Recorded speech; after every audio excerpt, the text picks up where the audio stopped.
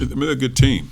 I just think when you're talking league games, everybody does something that poses a challenge in most cases. Some guys might play four perimeter guys. Some have traditional bigs. Some shoot three-pointers more. Some score on the blocks more. Then you have cases where some teams post up their guards. So, yeah, you have to make adjustments. But I think the thing with them, they score the ball. You know what they're doing. They'll attack you off the dribble. They'll make plays. They'll take advantage of mismatches because in some ways, Dylan Brooks and Cook, both of those guys, 6'5", between 6'5", 6'7", but they can do things that 2, 3s, and 4s can do. And in some cases, they can go at 5. So now what happens if you're not gaining an advantage with your 5 men offensively, it could be a problem. And I think that's where they get a lot of teams at. So you have to kind of impose your will and have an advantage with your traditional bigs if they're in the game.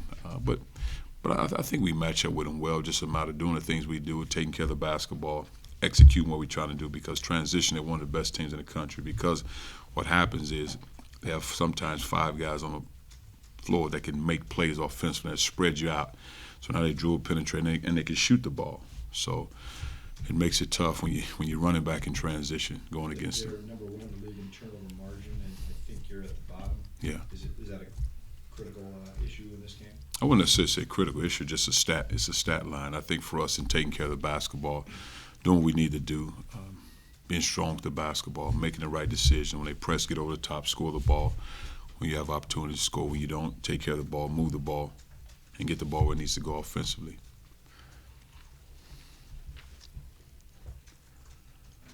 How big of an opportunity is just playing the first place team in the conference? Well, I think it's great, but I think when you're in league, I think it's great on the surface, but I think when you're in league, it's an opponent. It's a team that you play against. They're on your schedule. It's not like we scheduled outside of the league. You're playing a team, and we understand it. But for us, more importantly, is protecting our home court, and I think that is the biggest key for our guys. Playing the way we know how to play and protecting our home court, then we move from there. But you're playing a team that's number 3 in the RPI. If you can get these guys, it does you some good, doesn't it? Oh, without a doubt. I mean, it does you good from that standpoint. But I think you have to ultimately look at it as we're protecting our home floor. Because I think when you start looking for other different reasons why you should win a home game, you have a problem within itself. And I think the most important thing is trying to win every home game.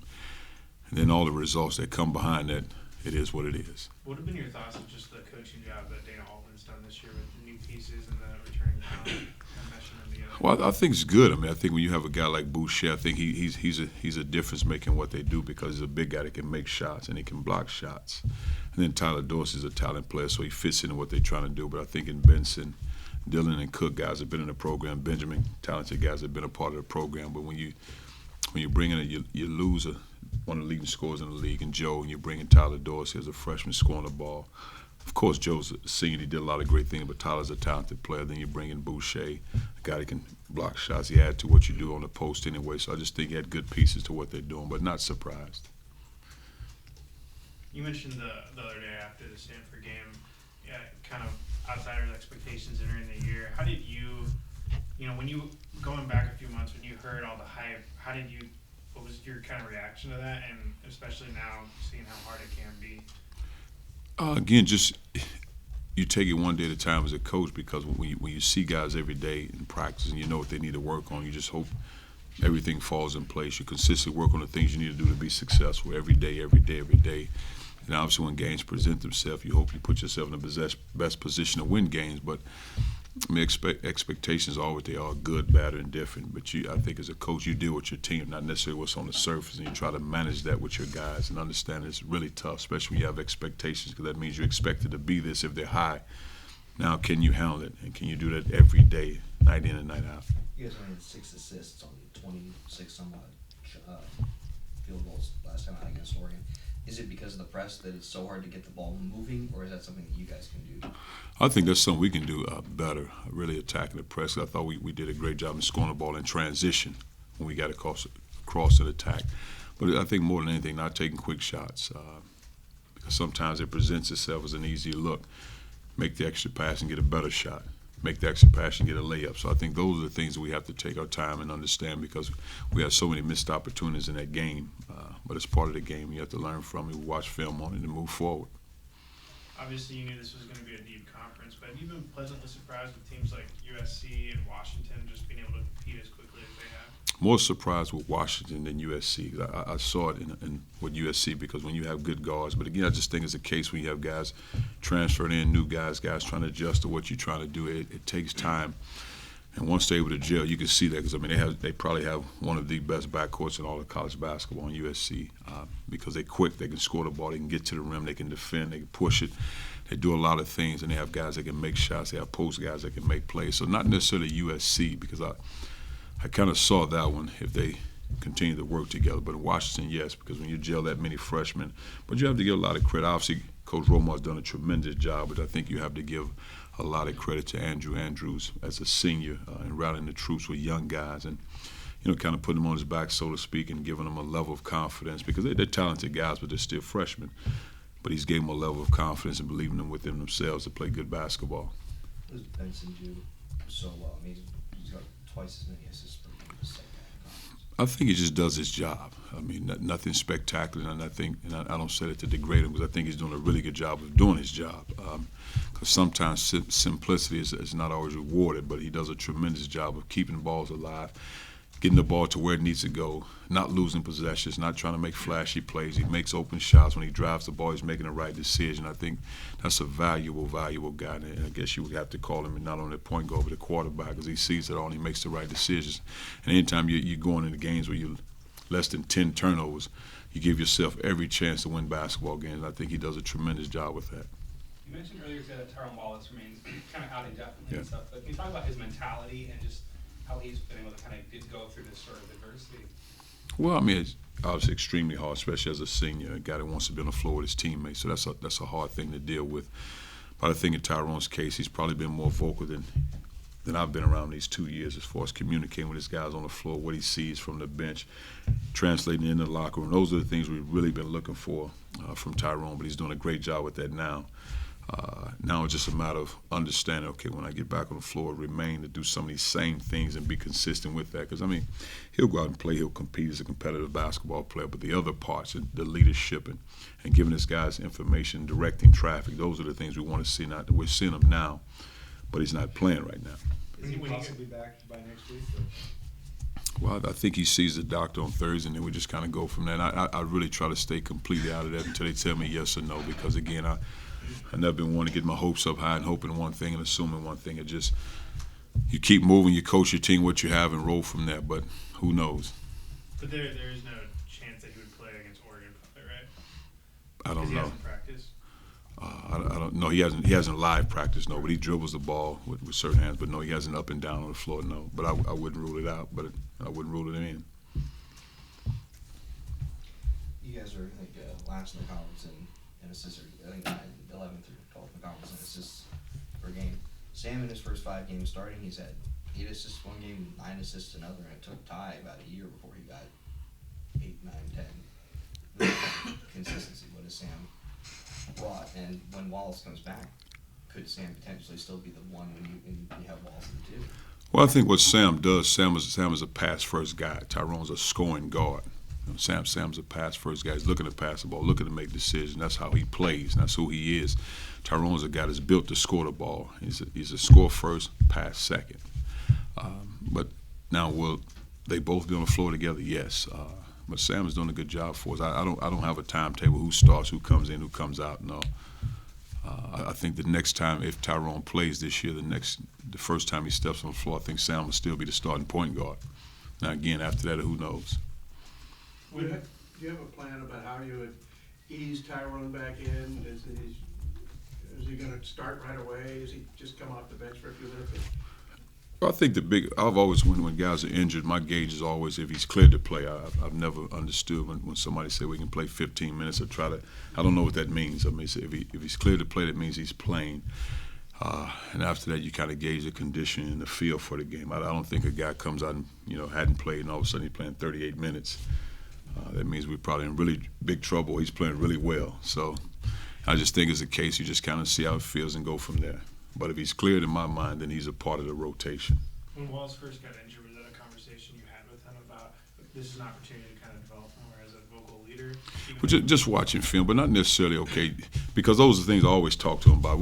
I don't get to a crisis situation or a situation like this. Okay, now be a leader. I mean, we talk about that all the time.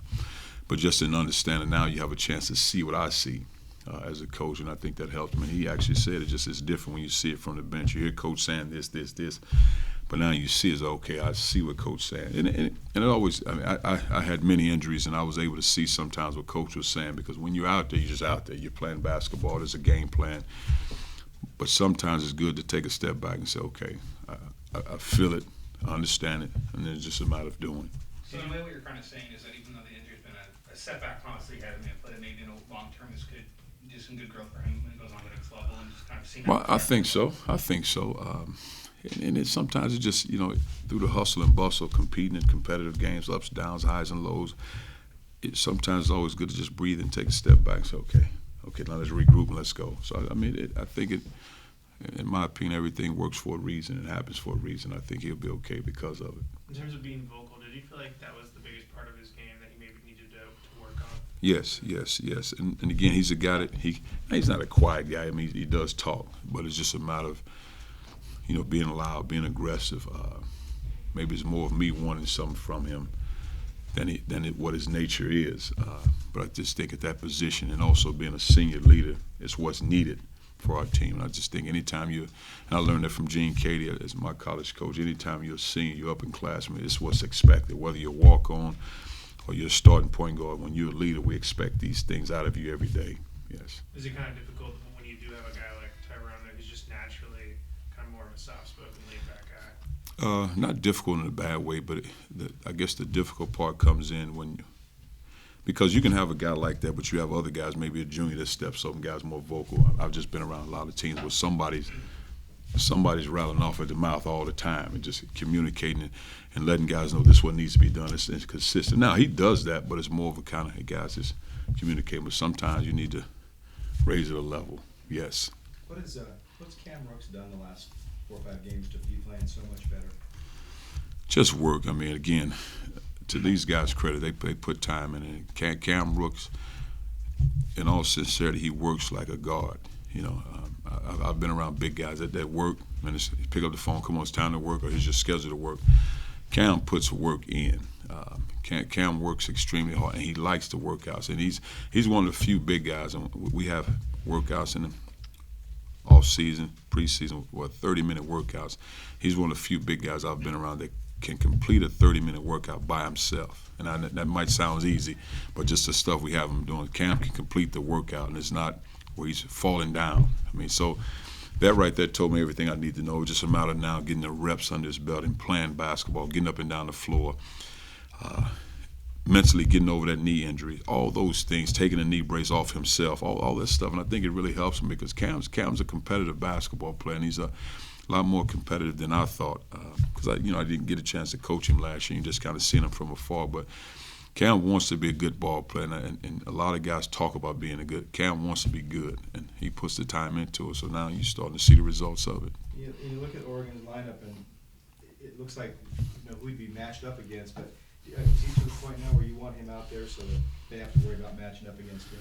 Yes, I mean, because you have to give him a chance because he works hard. And when guys work hard as a coach, you want to see him do well. And his mistakes, they're good mistakes, whatever it is, because you know where his heart is. And I think that's the biggest key with Cam. He puts the time into it, and he has to impose his will on the floor. I mean, he has a presence. I think once Cam truly realizes how good he can become, then he'll be a special talent. Did you kind of really see his work ethic too in the offseason when he lost all that weight? Well, it wasn't really then. It was more when, we came back from Australia. I thought he really struggled in Australia, and he knew he struggled. But when he came back, school started, just putting the work in. And it wasn't so much here's a required workout. This is the time you have to work out. It was more I need to get better. And then he started putting the work in on his own. And again, started doing stuff that you see most guards do. Most big guys working at their level, not consistently by themselves. But he started to do that, so you started to see the results behind it. When you talk about the difference between guards and post players, is it just because they are so big that they just can't have that full? Well, what happens is with most guards, it's always go and work on my ball handle, work on my shots. I'm getting shots all the time. Whether it's 4 required workouts, then they'll do 4 more workouts just all day. Well, most big guys, okay, these are my required workouts. I have 4. Okay, that's my 4. Well, Cam, he'll take 8, because he wants to be good. Now you're starting to see the results of it. Now Cam really takes most guys love to score the ball, and Cam wants to score, but Cam takes a serious amount of pride in trying to be a good defender. He doesn't like, when you big guys, they switch on. He got a smaller guard defending on him, and the guy goes around and scores. He doesn't like that. He wants to be able to guard that guy, and that says a lot about him. But that wasn't always the case, right? Not at all. When did that change? Well, it wasn't the case because he had to understand the importance of how hard I need to play, and if I do these things, this is what I can become. He had to see that. As a player, you always have a vision in your mind how you want to do stuff and how you perceive it being. But then you realize, whoa, okay, now I need to get it in gear. And that was just a matter. But he doesn't fight it. He wants to be good, and he knows what it takes, how hard he has to play because, again, he practiced maybe last year in February, and that was about it. And then all of a sudden, the summertime a little bit. So now he's realizing live games, man, I'd rather be playing than watching. So he's doing everything in his power to be playing. His father was a really good player. Sometimes that elevates guys, and sometimes they kind of get lost in the shadow of that. How do you think that's been for him? Well, I think the good part about Cam, and even when I talked to his dad, his dad is great from the standpoint, and coach, he's your player. It's between you and Cam. But his dad talks to him just about competing, playing hard, working hard. It's not one of those deals where you need to get as many shots as you can, shoot as many balls. So that's what helps Cam because the information he gets is sound information from the stand. This is what you need to do to get on the floor and play as hard as you can play. Now you stay on the floor. So Cam really can't lose from that standpoint because he gets valuable information, and this is what you need to do as a big guy. Now, you're not talking about a guy that's 6'2", and his dad was a big man. His dad was a big guy. He's a big guy, so it translates for him. So now it's a matter, here's a guy that, obviously my dad, I looked up to him. This is what he did, and he says do these things, and I can stay on the floor doing those things. So I think it helps Cam because all the information he gets is valuable information. It's information that helps him be successful. Cam said he gets more confidence playing against smaller front courts, so that kind of helped against Stanford. Is it going to keep that in mind going against smaller front courts in Oregon State?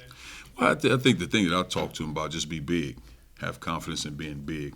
Make those guys respect what you're doing. But I think what he does, again, because a lot of times it's harder for him defensively going against smaller guys. Because early in the year, he didn't play a lot when you play those smaller teams because we didn't feel like there was an advantage for us on offense or defense. Well, it's different now because he's gaining an advantage. He's rebounding the basketball, and he knows, okay, if I need to stay on the floor, I need to get rebounds. I need to make my layups. So now there's an advantage for us at this point. But it wasn't the case early in the year. He still looks like he hunches over a lot. It looks smaller out there than he should be. You see that? And do big guys do that generally? Because they're always. He and King, they do that quite a bit. I'm not that tall, so I don't know. But I just think because of sometimes how we do drills, you got to slide, move your feet, because it's not just they're just not around the rim. Those days where a big guy can just stand on the rim. Well, he's on the perimeter now.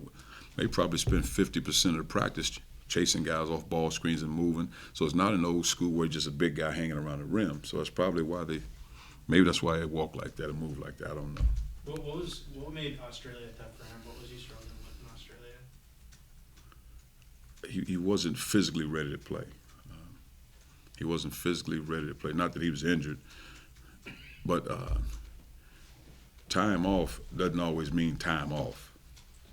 If you know what I mean. So you still have to put the work in if you want to do this for a long time. I think that probably caught up with Cam. Because you guys really worked his stamina last year, right? Yes. When he couldn't play, he was out there doing all this crazy drills. Yes, and he went home for a little while, and a great place to go home to. But you still got to put the work in. So just conditioning mainly, what you're saying. Okay. Boucher is a beanpole. He's not even 200 pounds. Does Ivan match up better against him, or would you like Rooks against him just to kind of bully him like Hurdle kind of did to Rooks? Well, I don't know if it's necessarily a matchup because he can block shots. He's a good shot blocker. But what happens offensively, he doesn't play around the rim. They have him on the perimeter or on the corner because he can catch and shoot and make threes. So now if you're a traditional big guy, that's not something you're accustomed to, guarding the guy on the perimeter or in the corner. Used to being around the rim. So that's where Boucher has an advantage if he's making three-point shots. Now, if he's not making shots, then it's probably a little bit different. But it's hard to say they match up against each other because they play most cases they play a zone, and then offensively he's more on the perimeter than he is around the rim. You mentioned on the teleconference today that you were interested in Dylan Brooks as a high schooler. Do you guys take us through when you saw him and? Well, it wasn't a case that went down the wire in recruiting him, but what happens, you know, you have the tournaments in July and all that, Right. and I saw him in July. But again, he reclassified, so he left his senior year of prep school and enrolled at Oregon. So that's what happened. So I saw him and I was like, man, he's a pretty good player. I mean, because I liked how tough he played, how he competed, and then he obviously made the decision. But it wasn't a lot of work that we put in because it was just kind of, we already on some guys, and you're probably getting there late with him. But I saw him and I recognized his level of toughness and how he competed. Yes. Probably time for one or two more questions. Or none. Last question, I just looking at the stats here. You guys are number 1 in the actual field goal defense and number 2 in scoring defense. Just how good does it feel to see from this sort of, because you're obviously a defensive-minded, rebounding kind of coach. How proud are you of your guys for buying into that element of your philosophy? Well, it feels good. It means we're making progress, and I think we still have ways to go. I think at some point we will become an elite defensive team and program, but it's just good to see, and also the guys understand it, because I think what they feel now is if we defend, these are the results behind it. But also the next phase is understanding I still can score and do what I do offensively and play defense, but we can't turn the ball over. And I think that's what hurt our team sometimes defensively. You get stops, like at Colorado, you hold a team to 2 for 20, but you turn the ball over, you foul, they make free throws. And that's the next phase for us, to be sound and be very efficient on both ends of the floor.